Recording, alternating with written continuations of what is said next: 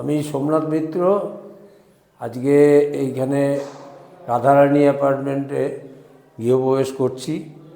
আর এই গৃহপ্রবেশের মূলে যারা রয়েছে এই প্রপার্টি এক্সপ্লোরার গ্রুপ, এদের ভিডিও আমি গত 1 বছর ধরে দেখি। তার থেকে অনুপ্রাণিত হয়েই আজকে আমি চন্দননগরের অধিবাসী হতে পারলাম।